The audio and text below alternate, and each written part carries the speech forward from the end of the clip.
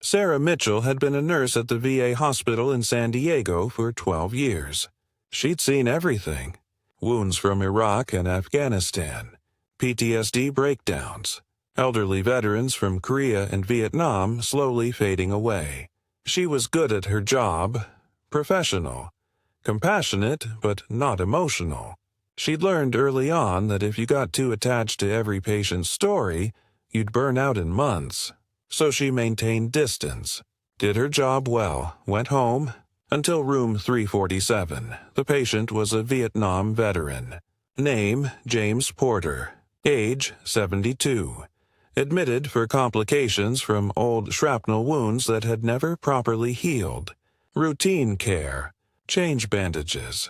Check vitals. Monitor for infection. Sarah walked into his room on a Tuesday morning with fresh bandages and antiseptic. "Good morning, Mr. Porter. Time to change those dressings." The old man nodded. He was thin. Gray hair cropped military short even after all these years. Weathered face that had seen too much sun and too much war. He didn't talk much. Most Vietnam vets didn't. They carried their stories inside where nobody could see them. Sarah helped him remove his hospital gown to access the wounds on his torso. That's when she saw it. A tattoo on his left shoulder. Faded with age but still clear. A unit insignia. Eagle, Anchor, Globe, USMC. And below it, 1st Battalion, 9th Marines. The Walking Dead. Vietnam. 1968 and 1969. Sarah's hand stopped moving. The bandages fell from her fingers. Her breath caught in her throat. James noticed. "You okay, ma'am?" Sarah couldn't speak. She was staring at the tattoo like it was a ghost. 1st Battalion, 9th Marines. Vietnam, 1968-1969. Her father's unit. Her father who never came home. Her father whose body was never recovered. Her father who was listed as missing in action for 54 years. "Ma'am?" James said again, concerned now. "Are you all right?" Sarah's voice came out as a whisper. "That tattoo, that unit, my father—" She couldn't finish the sentence. James looked at his own shoulder, then back at her. His face changed. Something shifted in his eyes. Recognition, understanding, dread. "What was your father's name?" he asked quietly. "Captain Robert Mitchell. He was a company commander. Missing in action. March 15th, 1969. Quang Tri Province." Sarah's voice was shaking. "They never found his body. My mother died not knowing what happened to him. I was 6 months old when he deployed. I never met him." James Porter went very still. His weathered face had gone pale. "Sit down," he said, "please." "You need to sit down." "Why?" "Did you know him? Were you there?" Sarah was crying now without realizing it. Tears streaming down her face. "Did you know my father?" James closed his eyes. When he opened them, they were filled with 54 years of weight. "Yes," he said. "I knew him. I was there. March 15th, 1969. I was there when your father died. If this story of a daughter's 54-year search and the tattoo that revealed the truth already has you hooked, hit that like button and subscribe. What happens when a nurse discovers that her patient was the last person to see her father alive will prove that some truths wait generations to be told. Now let's go back to that day in 1969 when Captain Robert Mitchell made a choice that would echo through 5 decades. Corporal James Porter, 19 years old, was on his second tour. 1st Battalion, 9th Marines. The Walking Dead. They'd earned that nickname through the highest casualty rate of any Marine battalion in Vietnam. March 1969 was bad. Tet Offensive the year before had been brutal. Now they were conducting search-and-destroy operations in Quang Tri Province. VC and NVA everywhere. Every patrol was Russian roulette.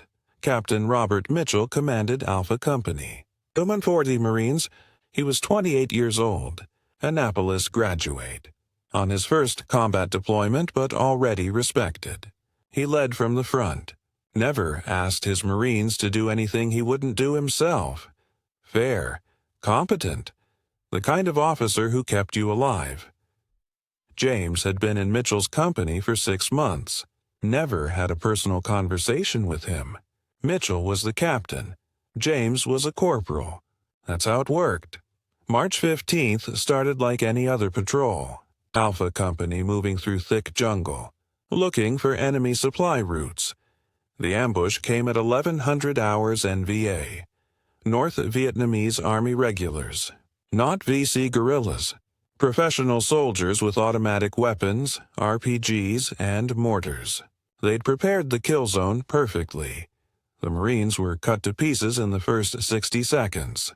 Heavy machine gun fire from 3 sides, mortars dropping into their position. RPGs turning trees into shrapnel. James was hit immediately. Shrapnel from an RPG explosion tore through his left side. He went down hard. Couldn't breathe. Couldn't move. Blood everywhere. He was going to die there. 19 years old, in a jungle on the other side of the world. Then Captain Mitchell was there. The captain had been 30 yards away when the ambush started. He'd run forward, through the kill zone. Under fire, to reach his wounded Marines. He grabbed James by his body armor and started dragging him to cover behind a fallen tree. "Stay with me, Corporal," Mitchell said. His voice was calm despite the chaos. "You're going to make it." James tried to speak. Couldn't. Blood in his mouth. Mitchell applied pressure to the wounds. Called for a corpsman on the radio. Returned fire with his M16 while keeping one hand on James's wounds. They were pinned down. The NVA had them surrounded. Air support was coming, but it would take time. Time they didn't have. The corpsman, Doc Wilson, crawled over. Started treating James properly. He needs medevac now. He's lost too much blood. Mitchell got on the radio. "This is Alpha 6. I need an emergency medevac. Grid follows. One urgent. Multiple priority." But the helicopter couldn't land in the kill zone. Too much fire. The LZ was hot. "Sir, we need to move him," Doc Wilson said. "He won't survive if we stay here." Mitchell looked at the situation. They were 200 yards from a clearing where the helicopter could land. But those 200 yards were covered by NVA machine guns. "I'll take him," Mitchell said. "Sir, that's suicide." "You can't." "That's an order, Doc. I'm taking him." Mitchell pulled James up in a fireman's carry, 90 pounds of wounded Marine plus gear, and he ran through the jungle. Under fire, bullets snapping past, trees exploding around them. James was fading in and out of consciousness. He remembered the sound of Mitchell's breathing. Heavy, labored. The captain was carrying him like he weighed nothing. They made it 150 yards. Then Mitchell went down. He'd been hit. Twice. Rounds through his leg and side. But he didn't drop James. He fell to his knees, carefully lowered James to the ground, then collapsed beside him. "Sorry, Corporal," Mitchell gasped. "Can't carry you any further." Doc Wilson and 2 other Marines reached them. They'd fought their way through. The NVA fire was lighter here. The helicopters were coming in now. F-4 Phantoms dropping napalm on the enemy positions. "Get Porter on that bird," Mitchell ordered. "Now." "Sir, you're hit worse than he is." "That's an order." "Porter first." They loaded James onto the helicopter. As it lifted off, James looked down, saw Captain Mitchell sitting against a tree. Doc Wilson working on him. Blood everywhere. The last thing James saw before passing out was Mitchell giving him a thumbs up, like everything was going to be okay. James woke up 3 days later at a field hospital in Da Nang. He'd survived. Multiple surgeries. Long recovery. But alive. He asked about Captain Mitchell. The nurse looked away. "I'm sorry. Captain Mitchell didn't make it. He died before the second medevac could reach him." Lost too much blood, James felt something break inside. Mitchell had given his life to save him, had carried him 150 yards under fire while wounded, had put James on the helicopter first even though the captain's wounds were worse. Did he have family? James asked. Wife, daughter, 6 months old. He never met her. They were going to name her Sarah. Sarah was sitting in the chair in James's hospital room, crying, shaking, trying to process what he'd just told her. He died saving you, she said. My father died so you could live. Yes, James said. His voice was heavy with 54 years of guilt. He carried me 150 yards while wounded, put me on the helicopter first even though he needed it more. I've lived with that every day since, knowing I'm only alive because he gave his life for mine. Why didn't you— Sarah couldn't finish. Why didn't you contact us? Why didn't you tell us? Why did we spend 54 years not knowing? James understood the unfinished questions. Because I was 19. Messed up, survivor's guilt, PTSD before we had a name for it. I went home, tried to forget, tried to live a normal life, got married, had kids, but your father was always there, every day. I'd wake up and think, Captain Mitchell should be waking up too, but he's not, because of me. Not because of you, Sarah said firmly. Because of the war. Because of the ambush. You didn't kill him. He chose to save you. That's what officers do. That's what good men do. I got this tattoo in 1970, James said, touching his shoulder. After I got home, to remember, to honor the men I served with. Your father's unit.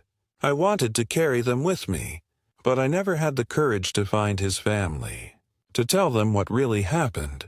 I was afraid, ashamed, guilty. What were his last words? Sarah asked quietly. When they were treating him. Did he say anything? James closed his eyes. He'd replayed this moment 10,000 times. He asked Doc Wilson if I made it onto the helicopter. Doc said yes. Your father said, good. Tell him he better make his life count.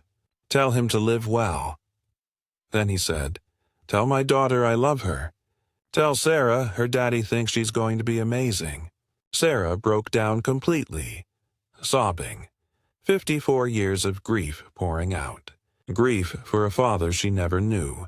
A father who'd thought about her even as he was dying. A father who'd loved her even though they'd never met. James reached out his weathered hand. She took it, held it. The connection between past and present. Between the man who'd been saved and the daughter of the man who'd saved him. He was a hero, James said. The bravest man I ever knew. He ran into fire to save his Marines. He carried me when he was wounded. He gave up his seat on the medevac so I could live. That's who your father was. I never knew, Sarah whispered. They told us he was MIA. Body never recovered. We had a funeral with an empty casket. My mother died 10 years ago, still not knowing what happened to him. She spent her whole life wondering. And you knew. You knew the whole time. I'm sorry. God, I'm so sorry. I should have told someone. Should have contacted your family. But I was broken. Messed up. I didn't think I had the right to intrude on your grief. I didn't think you'd want to hear from the guy who lived while your father died. Sarah looked at him. This 72-year-old man carrying 54 years of guilt, who'd gotten a tattoo to remember, who'd lived his whole life in the shadow of the man who'd saved him. I need to know everything, Sarah said. Every detail. What he was like, what he said, how he led, what happened that day, everything. Please. So James told her. For the next 3 hours he talked about Captain Mitchell, about his leadership, his compassion, his courage, about the 6 months James had served under him, about the respect every Marine in Alpha Company had for him, about March 15th, 1969, about the ambush, the chaos, the fear, Mitchell running through fire. carrying James, being shot, still trying to save his Marines even as he was dying. Sarah recorded it all on her phone. Every word, every memory, the oral history of her father that she'd never had. When James finished, he looked exhausted, emotionally drained, but also lighter somehow, like a weight he'd carried for 5 decades had finally been lifted. "Thank you," Sarah said, "for telling me, for carrying him with you all these years, for remembering when the rest of the world forgot. I could never forget. He's the reason I'm alive, the reason I got to have a life. Get married, have kids, see my grandchildren. Every good thing in my life exists because your father gave his life for mine." Sarah stood up. "I need to make some phone calls. But I'm coming back tomorrow. There's more I need to know. And there's something I need to do." Sarah spent the next week researching. She contacted the Marine Corps, the National Archives, veterans organizations, other men who'd served in 1st Battalion, 9th Marines in 1969. She found 4 other survivors of Alpha Company, all old men now, all carrying the same memories. They told her the same story James had. Her father was a hero, had saved multiple Marines, was loved and respected by everyone who served under him. One of them, a man named Rodriguez, said, "Captain Mitchell was the only officer I ever had who I'd have followed into hell, because I knew he'd get us out, or die trying." On March 15th, he died trying. Sarah also discovered something else. Her father had been recommended for the Medal of Honor, the highest military decoration, but the paperwork had been lost in the chaos of the war. The recommendation never went through. She contacted her congressman, provided testimonies from James and the other survivors, requested that the Medal of Honor recommendation be reconsidered. It took 18 months, but in 2024, 55 years after his death, Captain Robert Mitchell was posthumously awarded the Medal of Honor. The ceremony was at the White House. Sarah accepted the medal on behalf of her father. James Porter was there, in his dress blues, wearing his medals, standing with the other survivors from Alpha Company. The president read the citation. "For conspicuous gallantry and intrepidity at the risk of his life above and beyond the call of duty. Captain Robert Mitchell, while commanding Alpha Company during an ambush in Quang Tri Province, repeatedly exposed himself to intense enemy fire to rescue wounded Marines. Despite being mortally wounded, Captain Mitchell carried Corporal James Porter 150 yards through the kill zone, then gave up his place on the medevac helicopter to ensure his Marines' survival. Captain Mitchell's extraordinary heroism and devotion to his Marines were in keeping with the highest traditions of the Marine Corps and the United States Naval Service. Ratu stood there holding her father's Medal of Honor, the medal he'd earned 55 years ago but was only now receiving, looking out at the audience of veterans, politicians, and military families. She saw James, tears streaming down his weathered face, saluting. After the ceremony, James approached her. "Your father would be proud of you. You brought him home, gave him the recognition he deserved." "You brought him home," Sarah corrected, "by carrying him with you all these years, by remembering, by finally telling me the truth. I should have told you sooner. 54 years is a long time to wait. You told me when I needed to hear it. When we found each other, maybe that's how it was supposed to happen." Sarah changed her career. She'd been a general nurse at the VA. Now she specialized in working with Vietnam veterans, helping them tell their stories, connecting them with families of fallen soldiers. She'd found 12 other families who'd had loved ones listed as MIA from 1st Battalion, 9th Marines. She connected them with survivors who'd been there. Who could tell them what really happened? Who could give them closure? It became her mission, her father's legacy. using her position as a nurse to heal not just physical wounds but emotional ones. The wounds of not knowing, of missing loved ones for decades, of questions never answered. James Porter became her partner in this work. He spent hours talking to families, telling stories, honoring the fallen, finally using his guilt for something productive. One day, Sarah received a call from the Marine Corps. They'd found remains in Vietnam, old battlefield. DNA testing was needed. Would she provide a sample? She did. 3 months later, the results came back. Positive match. They'd found her father. Captain Robert Mitchell's remains were brought home, 56 years after his death. Buried at Arlington National Cemetery with full military honors. Sarah stood at the grave, James beside her. The other Alpha Company survivors present. A Marine honor guard. The 21-gun salute. Taps playing in the distance. They'd finally brought him home. After the burial, Sarah placed her father's Medal of Honor on his grave. You saved your Marines, and they saved you. By remembering, by honoring you, by making sure the world knows what you did. James knelt at the grave, placed his hand on the headstone. Captain Mitchell, sir, I made my life count, just like you told me to. I lived well, and I made sure your daughter knew who you were. Mission accomplished, sir. You can rest now.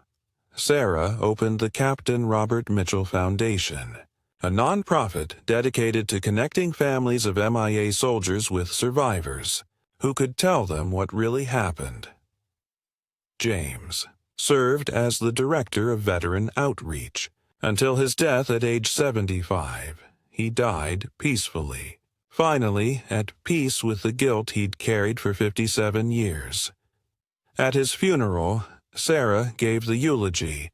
James Porter spent his entire life honoring my father. He carried the memory of Captain Mitchell in his heart and on his shoulder. That tattoo wasn't just ink. It was a promise, a commitment to never forget. And he never did. Because of James, I know my father. I know he was brave, compassionate, a leader who put his Marines first. I know he thought about me even as he was dying. I know he loved me, even though we never met. James gave me the greatest gift possible.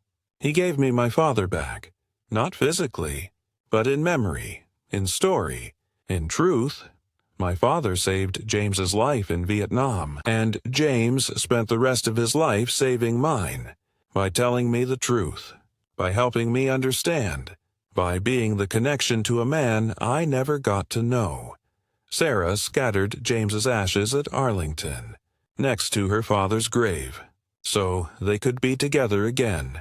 Captain and corporal, officer and Marine. Connected forever by March 15, 1969. The tattoo that had started everything was gone now. James had been cremated wearing a shirt with Alpha Company insignia, the same unit patch he'd worn in Vietnam, the same unit that had shaped his entire life. But the memory remained.